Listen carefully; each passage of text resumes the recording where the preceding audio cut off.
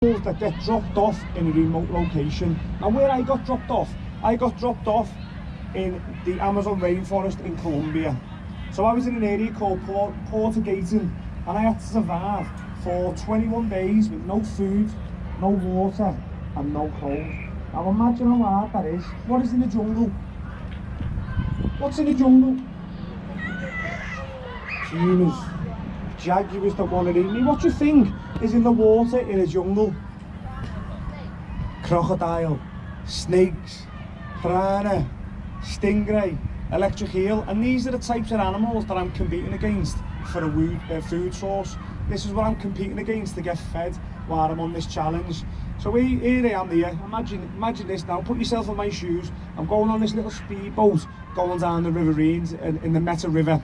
Going down the riverines, and all I can see is crocodiles and caiman all on the banks. And what's going through my head is, wow, I don't think I'm going to complete this. So I had all this anxiety, and that's it. We got dropped off.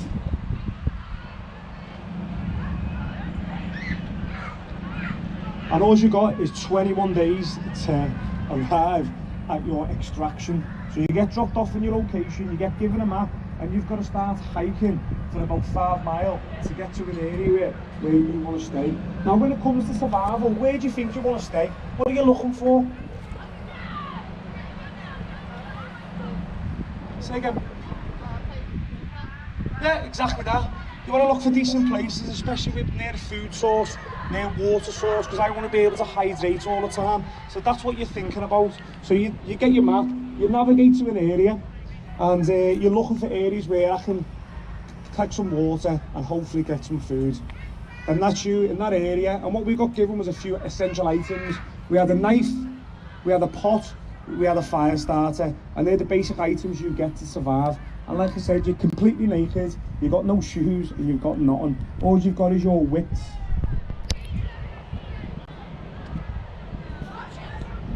And when it comes to survival, you need to start thinking about protecting yourself. Now in this environment, I told you before, we had jaguars in the area, we had pumas. On one of my nights, I was there in my shelter, and a head was leaning in my shelter, and all I could hear was this. I'm lying there in my shelter thinking, what is that? And then I was getting closer. Do you know what it was? It was a puma pushing its head in the side of my shelter. Now when it comes to survival, you need to put aids out to protect yourself. What do you think scares the animals away in a survival situation?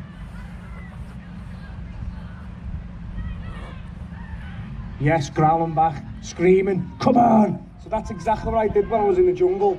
The puma was trying to get into my shelter and I started screaming. What else I did? I jumped outside my shelter and I built up a massive fire, because animals do not want to go near any fire source. It scares them. So that's what I was doing to protect myself. I was making items, I was making tools, I was making spears. And every day I was hunting out there. Now how many days do you think you can survive without food? You normally roughly, you work on 3 to 4 weeks when it comes to survival. So that's what you're working on. Now what do you think I was eating out there in Colombia? Rats, insects, fish, iguana. That's what I was eating on a daily basis. I was hunting, I was eating scorpions, I was eating spiders, I was eating tarantulas, I was eating grasshoppers, and we were constantly trying to hunt.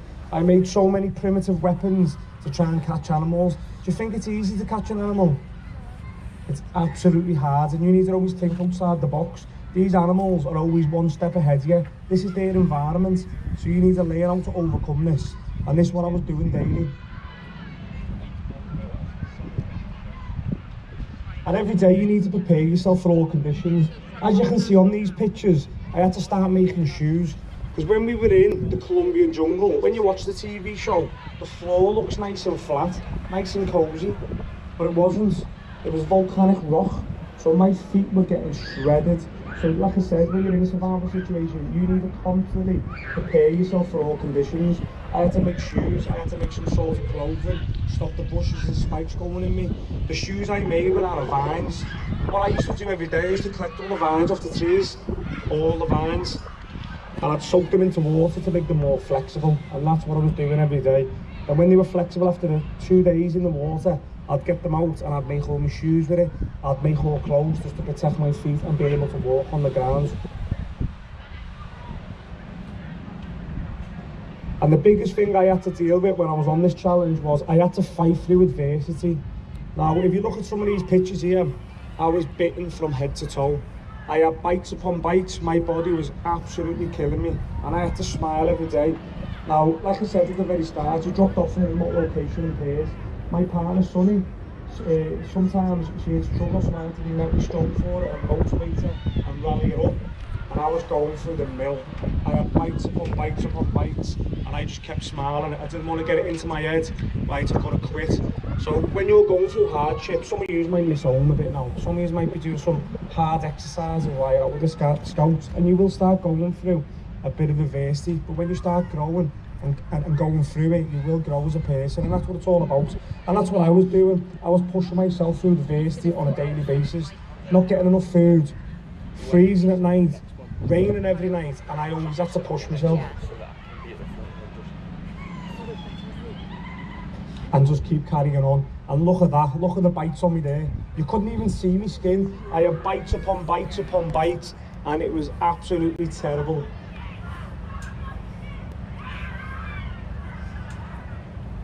And no matter how hard it gets, you've got to keep going on. As you can see there, even zoomed in, I look like I had scales. How many people do you think could suffer that hardship? It's quite tough, isn't it? Who's been bit by a few bugs on this campsite so far? It's not nice, is it? Now imagine being fully exposed in a jungle environment and insects are constantly on you, biting, biting and biting. And I went through the mill on this. I had a psychological effect. I knew I had to overcome this. When it comes to survival, what you've got to remember is your body has got a lot more in it than your mind thinks. Your mind is constantly in a survival mode because it wants to protect you. It doesn't want you to be hurt. It wants to protect you all the times. As soon as you can overcome that, your body's got 60–70% more in it. And like I said, I was getting eaten alive, I was struggling, and I still had to fight through the mill and keep going.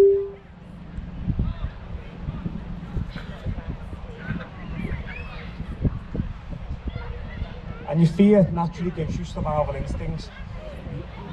All your senses are heightened, you can hear more, you can see more. And like I said, I was there in the middle of the jungle. Animals coming to my shelter at night, crocodiles near the water, but you're so alert when you're in a survival situation. You can hear everything, you can smell everything, you can see any little movements, anything different, anything moving in the environment because you're so in tune. That's what fear gives you. And it's a crazy, crazy experience. Right, now here's a little video clip of something what I made in the jungle. So when we start doing a bit of survival training in a minute with Jamie, who's been on Discovery Channel's Making Afraid in a minute, he's going to show you a bit of fire and some survival skills and so on and so forth. But here's one of the items I made to make my life a lot easier while I was in a jungle environment. There's fresh water from the road for the first time. So I was using my gear catching to do this for the last 10 days because of the rainwater and keep it straight up. So we're not wasting all the time collecting water, boiling water, waiting for it to cool down. It's going to cut our time in half. Dude, that's amazing. That's the coolest thing I've ever seen. You're brilliant. Oh man, I'm so pumped for that. Oh, Steve's got a rain catcher. Yes, he's got a rain catcher. Well, let's start talking about the priorities in survival. We only have 4 priorities: protection, location, water, food. First priority in a survival situation is to build a shelter, get your body out the elements. The second priority is to put location aids out if you want to be covered. Third priority is water. Now, you can last 3 days without water, you can last up to 3 weeks without food. In a survival situation where I was, there was a swamp. We spoke about it before. What do you think was in the water when I was trying to get my own water? We spoke about it before. We had crocodiles, we had caiman, we had piranhas, we had stingray, electric eels in that water, and I'm competing against that. But what do you think all them animals are doing in that water? They're living, aren't they? They're pooing and weeing. So I've got to drink that water. And when you're trying to get fresh water in a survival situation, what you want to do is bubble it. So I was going to the water every day, scooping it up and boiling it. And how you know it's safe, you always remember, big bubbles, no troubles. Big bubbles, no troubles. It's roughly 4 minutes rolling and bubbling. So that's what I was doing every day. Now what Colombia is, it's in the Amazon, which is an Amazon rainforest, and what happens every night, it's going to rain every night. So I needed to think of ways to get better water instead of drinking gooey tasting water. Even though I boiled it and made it clean, it still tasted bad. So I needed to think of ways of getting water. So as you can see in that video clip there, I started making rain catchers, and I actually made 10 of them. And what I made myself was pots out of termite mounds. I'd go up to a termite mound, smash it, mould it into a little bowl and pour it at the bottom of that. And I collected little bowls, 10 of them every morning, and it'd be full of rainwater. And I'd go in with a little bamboo shoot, get loads of water out of it. And that's what we did every day. Every morning I would have fresh, clean water from outside the canopy, in the open as you can see there, collecting rainwater, and it tasted amazing. And that was my first good bit of water every day. So when it comes to survival, you always need to be thinking outside the box. And you've got to embrace the journey. I lost so much weight on the challenge. I went in there, I packed on the weight, I lost 13 kilograms in 21 days, and every day I was smiling. I was building up my village, I was building benches, I was building chairs, my shelter was getting elaborate, and just got to embrace it, you've got to keep smiling. If you're ever in a survival situation, you've always got to keep that positive mindset. As soon as you let your mindset take over, it's going to be a downward spiral.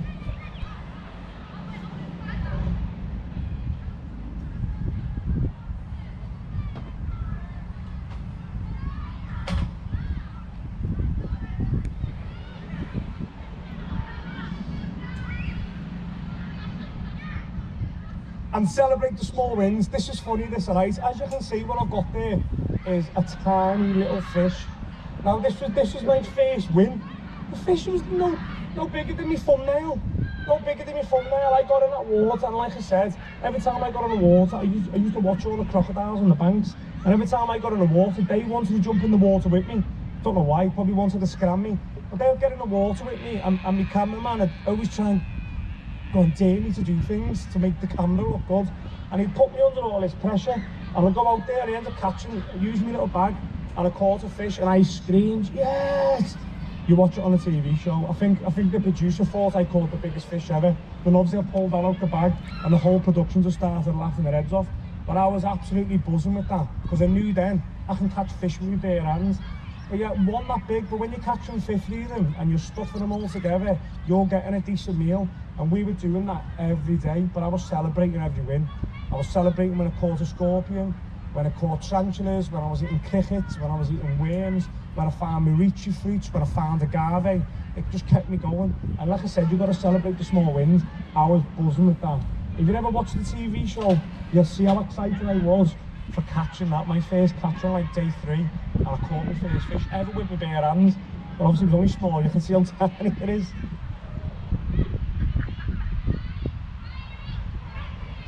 And the one thing I did was I never quit. You can see me in the water, like every day I was scared getting in that water. You couldn't see you couldn't see the floor, and I know there was piranhas in there. I knew there was stingray, I knew there was electric eels, I knew there was caiman, I knew there was anacondas, and I knew there was coral snakes. But I knew that water source was my food source. Not only getting water from it, I need to get fed from it as well. So I never ever quit. I was in there every day, and I was always pushing my boundaries. And here's my weight loss. You can see I put the weight on when I went in there.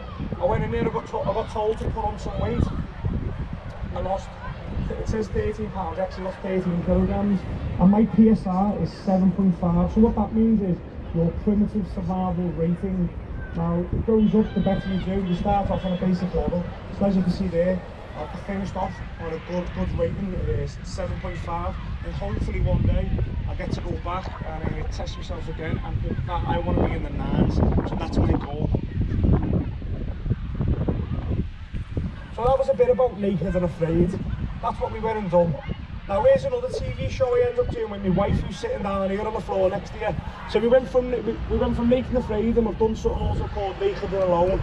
Don't worry, I'm not some nudist, just to let you all know. As survival, when you get stripped right back with nothing, this is actually testing your skills to see if you actually got what it takes. So what me and the wife done, we done a show called Naked Alone and Racing to Get Home.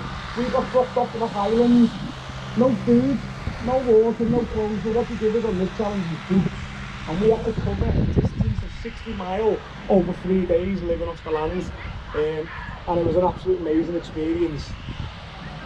You see me and the wife there, never give up. We built little tiny shelters and we were on the move every day. Little 8-frames. The reason why we made them small is we needed to keep the heat in our shelter. We needed to keep nice and warm. The bigger you make your shelter in a survival situation, your body heat's going to expend elsewhere.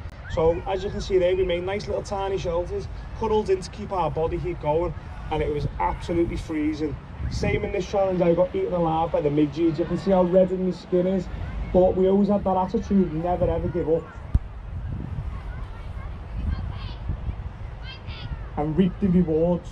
So what we got given a map, and we were racing against other people on this challenge, and on the map there was a food cache, and we didn't know it was at that food cache. What was there was a massive pig, and we reaped the rewards. I dealt with the pig, got the legs off it, and I'm running away with all the legs. And like I said, when you're doing stuff like this, you've got to take every chance you can in a survival situation to keep going forward. Every little calorie counts, and we made so much out of that pig. I made bone broth, I made fat broth, I was making bacon out of it. I made an underground oven, I was cooking it underground, I was cooking it on hot rocks. We've done so much with the pig, didn't we? It's absolutely amazing. But you reap the rewards by working hard. So what I've done with all these skills I've learned from the military and testing myself on these survival shows, this is when I set up Southwest Survival, and that's it. I set this up because I wanted to pass the information on and inspire people. And I've been teaching adults and children survival skills now for the last 10 years. So all my experiences, I'm trying to teach people how to get outdoors, enjoy nature, and make sure you have the relevant skills to get from A to B in a safe manner. And why do people book me to do stuff? Because you're going to learn new survival skills. I'm going to prepare you to deal with any situation. You're going to gain leadership skills. So in a minute, they're just going to put you through the mirror and they're going to see you've got some leadership skills, stepping forward, beating some bugs.